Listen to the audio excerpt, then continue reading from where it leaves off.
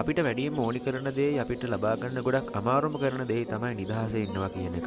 ඒක නිසා අපි හුඟක් කැමති නිදහසේ ඉන්න උදව් වෙන මොනවා හරි දෙයක් කොහෙන් හරි කොයි විදියකට හරි දැනගන්න. මම හිතනවා මෙන්න මේ කාරණාවන් කිහිපය වාට සෑහෙන තරමින් වැදගත් වෙයි කියලා. පළවෙනිම කාරණාව තමයි අසීමාන්තිකව තරඟ කරන්න එපා කියන එක. සමාජ ජීවත් වෙන හැමෝම ඉන්නේ ගොඩාක් ලොකු තරඟයක. ඒ තරඟය තුළ අපි හැම වෙලේම බලන්නේ අනිත් කෙනාව පව් කරලා කොහොමද ඉස්සරහට යන්නේ කියන එක ගැන. ඉතින් මේක නිසා අපි ඉන්නේ ලොකු වාත්තියක. එහෙම නැත්නම් ලොකු පීඩනයක. කෝටිසෝල් සහ ඩෝපමින් වගේ හෝමෝනයේ වශයෙන් මේ කියන සංසිද්ධියේ පාලනයක් තිබුණට මේ කියන සාමාන්‍ය ස්වභාවික ජෛව රසායනික ක්‍රියාවල ඉක්මවා ගිහිල්ලා අපි මේ අනිත් අයව පව් කරගෙන ගිහිල්ලා මේ තරඟය ඇතුළේ ඉන්න උත්සාහ කරනවා. ඒක අපිට මේ සමාජයේ තියෙන සංකීර්ණ භාවයත් එක්ක නිකම් පුරුදු වෙලා ගිහිල්ලා තියෙනවා. ඉතින් ඒක නිසා අපි හැම වෙලේම කරන්නේ තරඟය ඇතුලේ අපේ මනස තියාගෙන ඉන්න එක. ඉතින් ඒක නිසා නිදහසේ ඉන්න වෙලාවක්වත් ලැබෙන්නේ නැහැ. දෙවෙනි කාරණේ තමයි ඕනෑට වඩා හිතන්න එපා කියන එක.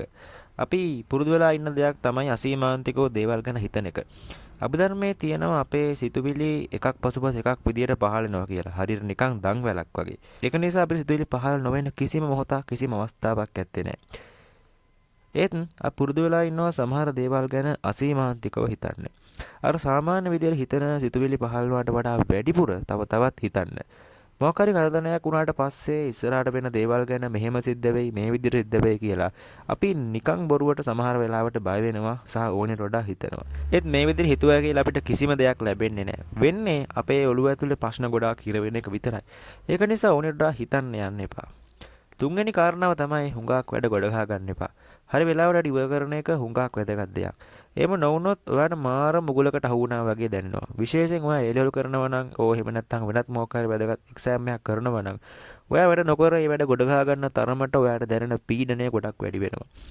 ඉතින් ඔයා වෙලාවට වැඩ කරන්න පුරුදු නැත්නම් එහෙම ඔයාට හුඟක් දුරට නිදහසේ ඉන්න හම්බ වෙන්නේ නැහැ. අවසාන කාරණේ තමයි හරි කාලෙට හරි දේවල් කරන්න. ගහක් වුණත් අකාලේ පළ දරන්න හොඳ නැහැ. හැම දෙයකටම කාලයක් තියෙනවා. මේ වගේ කතා ඔයත් අහලා ඇති. මේවා නිකන් කතා නෙමෙයි. අපි වැරදි කාලේ වැරදි දේ කරන්න ගියොත් ඒකෙන් වෙන්නේ අපේ ඔළුවට අමතර බරක් පැටවෙන එක විතරයි.